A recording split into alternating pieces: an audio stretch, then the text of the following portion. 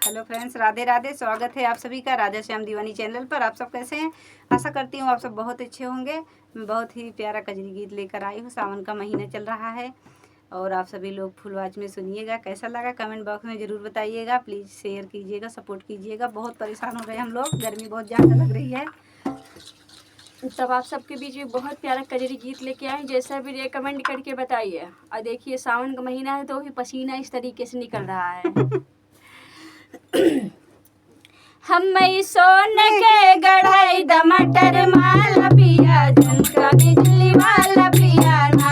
हम सोन के गढ़ाई टमाटर माला पिया, झुमका बिजली वाला पिया ना। जबले माला ना गढ़ाई तबले जेवना ना बनैबे, जबले माला ना गढ़ाई तबले जेवना ना बनैबे। तोहर जेवना में लागे बासी काला पिया, झुमका बिजली वाला पिया ना।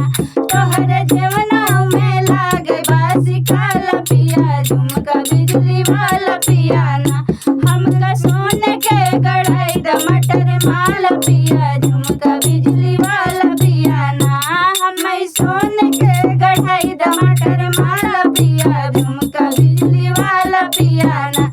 जबले माला ना गढ़ाई तबले गेरुआ ना भरैबे, जबले माला ना गढ़ाई तबले गेरुआ ना भरैबे। तोहरे गेरुआ में लागे बासी काला पिया, झुमका बिजली वाला पिया ना। तोहरे गेरुआ में लागे बासी काला पिया, झुमका बिजली वाला पिया ना।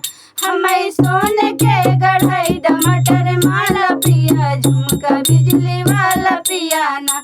जबले माला ना गढ़ाई तबले बिरवा ना जोड़ैबे, जबले माला ना गढ़ाई तबले बिरवा ना जोड़ैबे। तोहरे बिरवा में लागे बासी काला पिया, झुमका बिजली वाला पिया ना। तोहरे बिरवा में लागे बासी काला पिया, झुमका बिजली वाला पिया ना।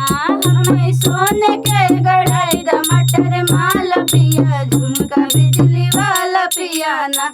जबले माला ना गढ़ाई तबले सेजिया ना लगैबे, जबले माला ना गढ़ाई तबले सेजिया ना लगैबे। तोहरे सेजिया में लागे बासी काला पिया, झुमका बिजली वाला पिया ना।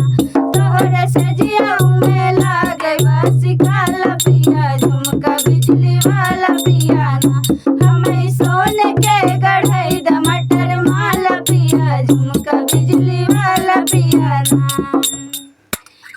देखा सब मेहरारू की है हाल बा, दिल पे ले वाली बात ना। हम उससे ना मिले तो कुछ तो झगड़ा कर ले थे।